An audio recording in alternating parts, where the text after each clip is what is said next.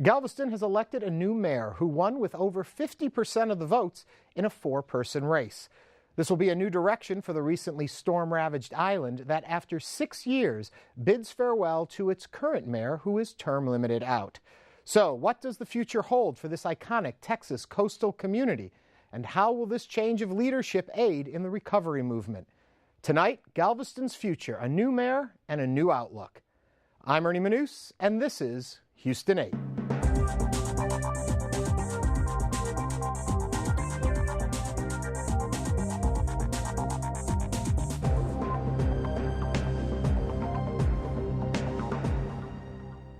Named after Bernardo de Galvez y Madrid, Count of Galvez, Galveston's first European settlements were constructed around 1816.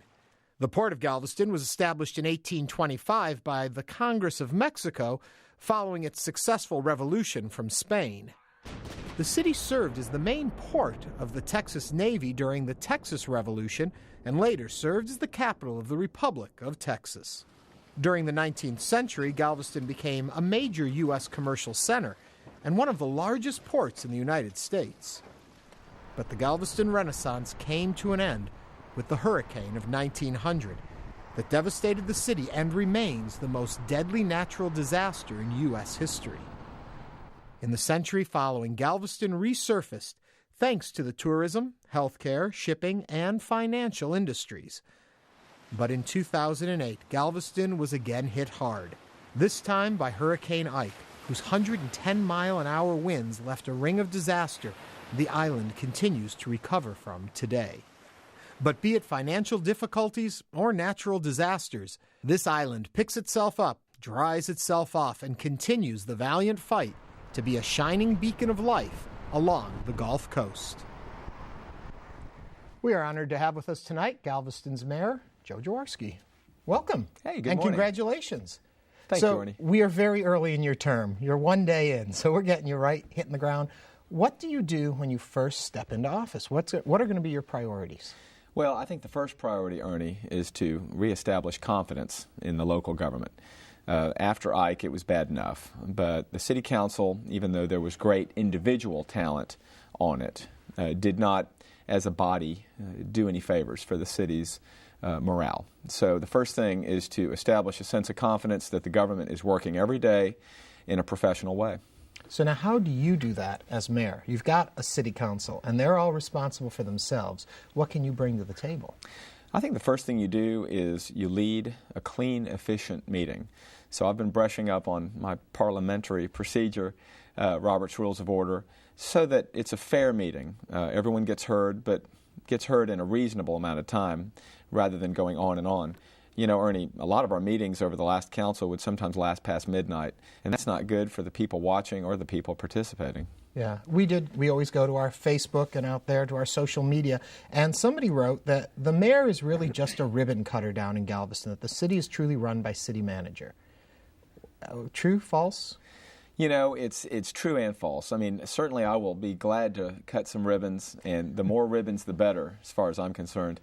What I think the correspondent's referring to is the charter language that says the Galveston mayor is the ceremonial head of government. Well, that can include a ceremony like the Chamber of Commerce ribbon cutting, but it can also include a ceremony like testifying before legislative committees in Austin or going to Washington, D.C. With the approval of your council to seek aid and to seek money and investment in Galveston, especially after a disaster. Also, the mayor has certain appointments that he makes, in this case to the Galveston Housing Authority.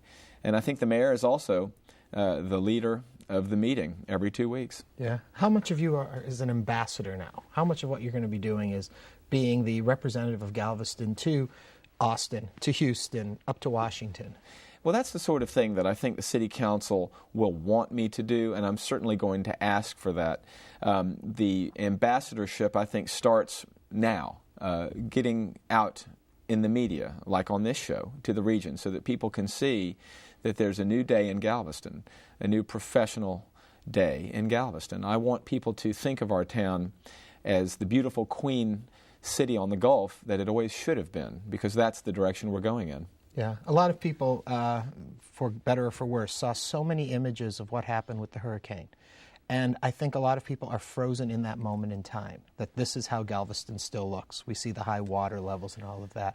What can you do to get people to realize where you're at, and how can you help us understand where truly you are in the recovery effort?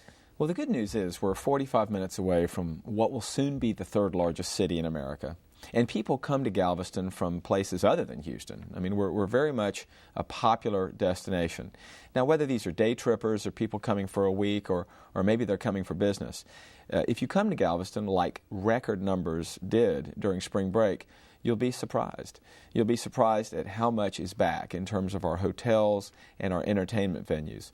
Even the most ravaged areas off the seawall. Murdoch's Beach House, for example, was reduced to rubble along with the Balinese. Well, Murdoch's had their grand opening a couple of weeks ago, and it was a great time.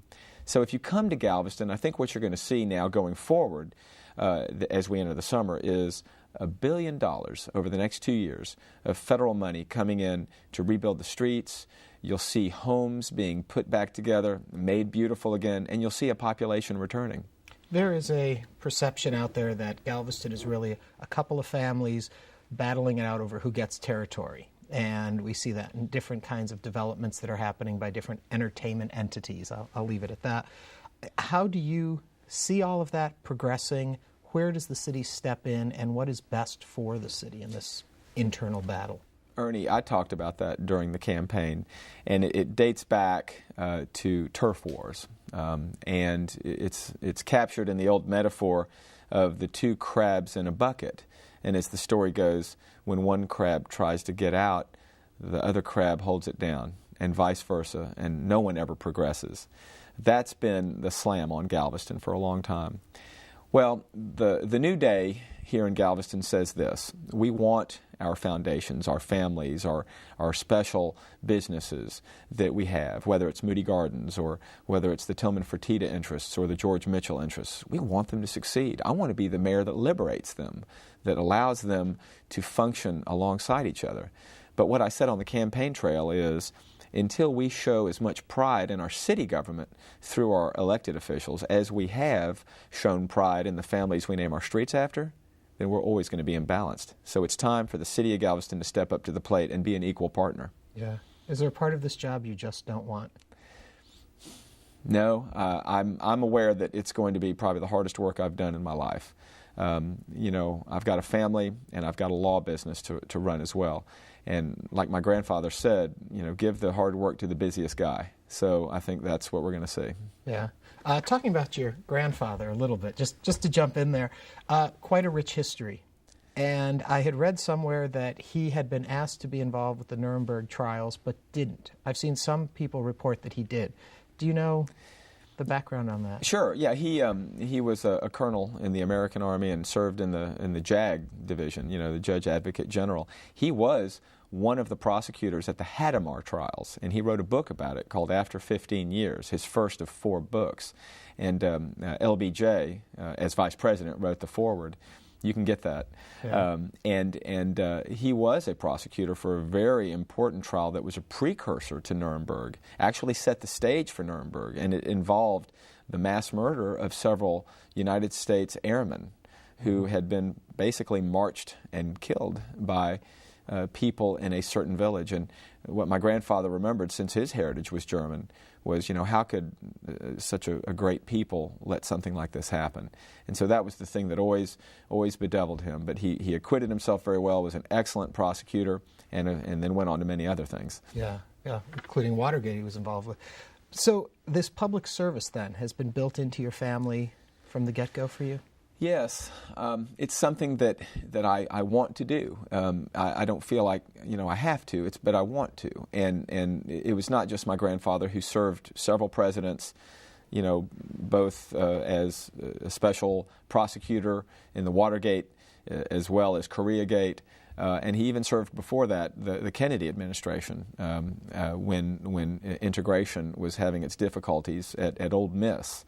But my father also was the founder of the American Leadership Forum, and what that teaches is servant leadership, that sometimes the best leadership can be the one that listens the most rather than rules with an iron fist. I sort of think that's what Galveston needs right now. So I put myself up not because I think I'm better than anybody, but because I feel like I've got the capacity to serve, and serve in a way that creates optimism and pride in the city government which I seek to lead. So what can you do? If we were to sit down and have the same conversation 6 years from now, what will Galveston have become during these terms of yours? Well, this is a little bit of vision, Yeah. but what I think you're going to see is a town that now functions as it should. That is, the city council is like the board of directors, and our city manager form of government, which is a little different than Houston's, has at its base a CEO-type individual who answers to the board of directors. So as mayor, I'm like chairman of the board, and I'm supposed to be running a meeting that instructs and overlooks the shoulder of the city manager so that we make sure he's doing his job. Over the next 6 years, you're going to see new streets, you're going to see synchronized lights, you're going to see buildings that are put back together. You'll see the flagship pier probably completely renovated as a pleasure pier. You're going to see more greenery, more trees, more shrubbery. It's going to be a cleaner island. I think we're going to finally have dealt with our litter problem. Galveston's a beautiful town. God has given us a beautiful place to call Galveston. Our problems are man-made. I think you're also going to see movement toward a commuter rail between Houston and Galveston. That is one of the great large ball, big ball jobs that I want to undertake. Let's just jump into that a little bit right Sure. now. So the concept for the commuter rail is to build into existing railway or to lay new track? The Highway 3 corridor is probably where you're going to see it. And I think that there's probably some, to use the word again, turf issues on whether we can use that or not. I think there's a way to do it. Personally, I'd like to see a first-class new rail laid. But it may be that for the interim, we're talking about commuter rail, meaning scheduled in the morning and in the evening so that people can make it back and forth for the business day and also use it on the weekends for pleasure. You also can use it for evacuation, if need be. But I think that you'd expect it probably to be on the existing rails. Mm-hmm. You just mentioned it in there, so I'll go with it right now. Evacuation, which leads me, we could talk about hurricane and all that, but what seems to be a much more pressing issue right now is the oil spill that's going on right now in the Gulf. And with some meteorologists are saying now that if there's a shift in the tide patterns, that it could come toward Galveston. As mayor, how do you prepare for something like this? What is your information at this point, if you have any? Our information is that the meteorologists are not yet confirming that it's going to start heading west.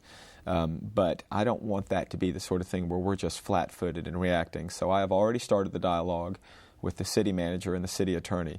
If something like this were to palpably shift toward Galveston to where the forecast would say, you know what, it's coming to your beaches, that would be something the state of Texas would issue an emergency declaration. At that point, the mayor might well be activated into an emergency manager position. At that point, like a hurricane, you might see the mayor and the city manager a little more together. The booms that they're using right now out at location are not doing the job. There needs to be something different than the booms. The state of Texas has the primary obligation to protect its shoreline. It doesn't end at the Galveston city limits. So I have to say, I'm very concerned about it. This spill has not ended. It's an environmental, man-made environmental disaster. I think the word I heard, worst case scenario, that it would wind up as tar balls on our beach. Well, depending on how many, that could be a complete disaster to our beaches. I think the first thing that comes to mind is, sand can be replaced, but wetlands, that's a different story. So it may be that we have to sacrifice one to protect another. Yeah. So help me understand also, when a state of emergency is brought down, and we saw this play out in New Orleans, the mayor's involvement with the state government, how involved do you get, and citing something like that? Are they asking the mayors for their advice on it? Do they step over you and just decide what they want? How does this all work? Well, when a disaster declaration occurs, hurricane's on its way, you'll see the state issue a state of emergency. At that point, the city council gets together, and our charter provides that they will declare a state of emergency locally, and the mayor becomes the head of government at that point. It's not the city manager anymore. And that is a unique, probably the most important job of the mayor. In recent memory, Hurricane Rita, Hurricane Ike, that's why Lyda Ann Thomas was the point person. Now, she obviously takes advice from federal, state, and her own city manager, government officials, but she's the one who has to make the decision back then, and if it were to happen now, I would. Hurricane season is right upon us also. Any way you can prep for any of this? Yes. We're having a annual hurricane town hall meeting at the end of May, as we always do, and it's the first thing that you can do. I mean, fortunately, practically, you don't really see a whole lot of activity in the first few months of the hurricane season, but who knows? Every year it could be different. So we always have to start in May. And you can prep by reminding people of the basics. It's like being in court. Well, you've been living with a lawsuit for 2 or 3 years, but when the jury hears it for the first time, you have to remember, break it down. People are hearing this for the first time sometimes. So we have to remind them about their possessions and their important documents and the sort of things to have: water, food, gasoline, flashlights. That's a great way to prepare. Those are the basics. And just to leave when the evacuation order's issued. What do you do about that? We saw a lot of trouble with that last time. It's some people feeling they were going to stay out. There was law proposed that if you decide to stay, there are certain responsibilities you take on. Where are we with all of that? Well, as it stands now, the legislature a few years back made it to where there is such thing as a mandatory evacuation. Now, that doesn't mean that the local police are going to start rousting people into a van if they see them. But I think it's just another layer of conversation. It's another layer of convincing that people now realize it's not just voluntary. I mean, I can issue a voluntary evacuation, and if it gets real serious, the mayor can issue a mandatory evacuation. So if you issue that and I'm staying in my home, what does that mean? What that means is we're not going to come, spend our remaining man hours before, landfall, getting you and handcuffing you. I mean, that's not the intent of it. But what it is a level of seriousness that you need to understand. If you're staying, that's your choice, but there won't be any help if you call for it. And if, in fact, this is the way it works, if, in fact, you do wind up needing help and help is given, believe it or not, you may be responsible for paying for it. So to me, that is a level of detail that I'll be surprised if it's ever enforced like that. But I think it's a way of transmitting a message: when it's time to leave, it's time to leave. Now, Ernie, unfortunately, my experience with these hurricanes is the reaction for the next hurricane is always informed by what happened last time. And unfortunately, the inability to get our people back on the island very quickly is going to mean a lot of people are going to stay. Right. And I don't like that, because you can always replace your property. You can't replace your life. So if it's a mandatory evacuation, I don't care what happened last time, you got to go. And see, that's the funny thing that I wanted to ask you about, is that everyone is always thinking the evacuation, getting the people off the island, but the big concern is getting them back on. What can you do in your position as mayor to move that quicker, to get the people back to their homes so that they can see the damage, start repairing, start rebuilding? This is going to be probably one of the greatest skills, is the ability to work with what you have and to find a solution. Just like any great NASA emergency, or any great sports team that finds a way to win. Local government, in dealing with something like a massive hurricane, has got to find a way to help people protect their assets. I mean, it's Texas, after all. We're a property rights state. So last time with Ike, 2 weeks went by before many people were allowed in their home. That was bad enough. I think when people found out who could get back in just because they knew who they knew, that's when the trouble started. People felt like it was unfair. Last time, Ernie, it was the wastewater treatment plant in Galveston that was crippled by the water. It was flooded and totally put offline. So the information the mayor got then was, hey, it's a health hazard. You don't want people there when they can't flush the toilets. Also, you don't want people there when there's no medical services, because UTMB was fully crippled. I wonder if we'll ever see such a conversion of misery ever again, because everyone is building up. We didn't think we'd have a flood like that, but now we're prepared, and people are building their properties back. So what I would say is, whatever the next problem may be, find a way to let people on the island. If you got to bring porta potties on, if the problem is flushing toilets, well, then do it.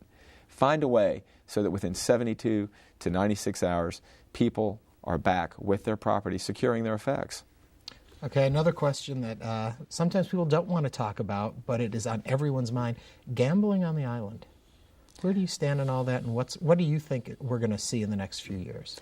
Well, I've got a 10 and a 5-year-old, and I don't believe that it's a moral issue with me. It's just I don't believe Galveston's well-being is contingent upon gambling saving us.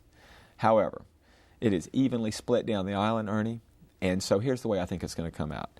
I think the state legislature is really looking at casino gambling, or at least some form of institutional gaming, to remedy what some people are saying could be an $11 billion deficit when the legislature meets again. So it seems to me the odds are fairly high that they will authorize a constitutional referendum, which means the state as a whole will vote on whether to amend the Constitution to make casino gaming legal. I bet it passes. Also, the governor can't veto that because it's a referendum rather than an actual piece of legislation. So the question we have in Galveston is, if that happens, can we simply guarantee that Galveston itself will have a local option vote? I would rather Galveston speak for Galveston. Yeah. I think about Atlantic City, and I saw how that changed when gambling came in. And I think Galveston is there in the right position to become a gaming capital, but is that, from where you sit, in the best interest of the community? We've studied it time and again. We've had straw polls. Really, I think the thing is, it can work in Galveston if it's zoned appropriately.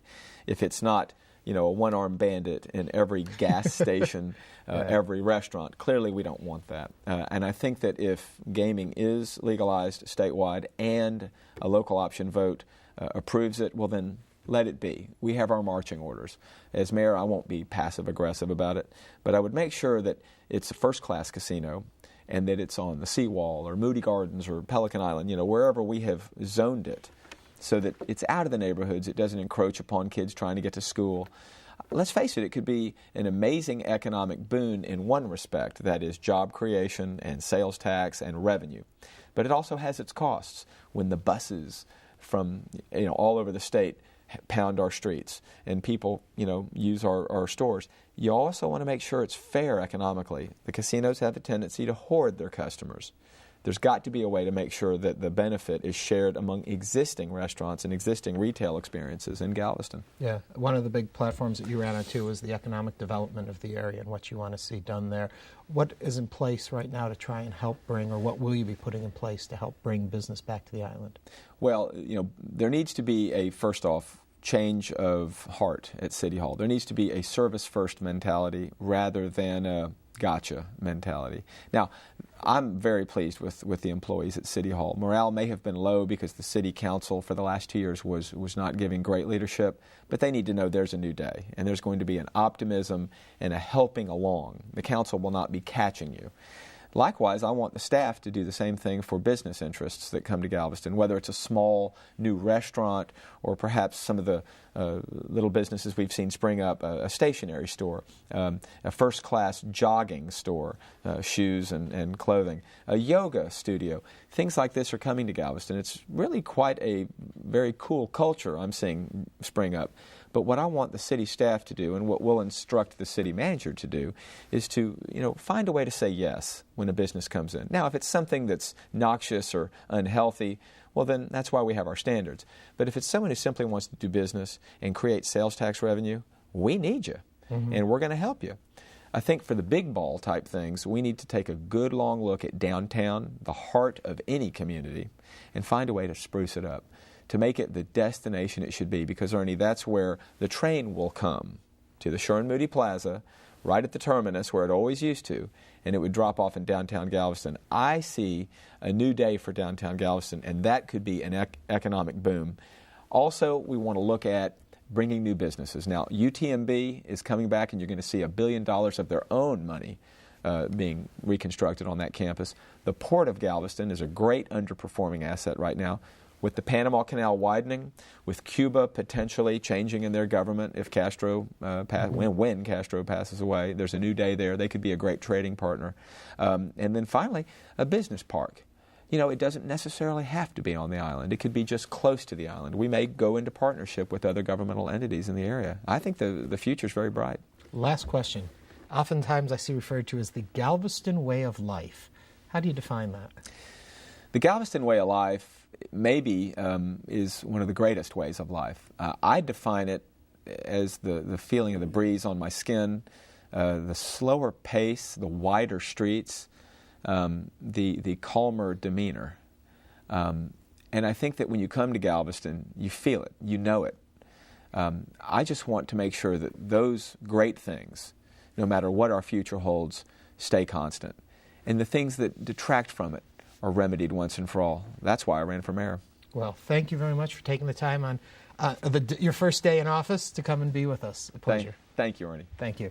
Now, remember, each week we invite you to visit our home online at houstonpbs.org. Simply click on the local programs bar, pick Houston 8, and then you can join our online community. Read about the guests, learn more about the topic, share your thoughts and ideas, and even suggest questions that we might ask during upcoming episodes. Remember, information posted on our website may be used on air, so keep that in mind when submitting. And that does it for us tonight. Until next time, I'm Ernie Manous. Thank you for joining us, and have a great week.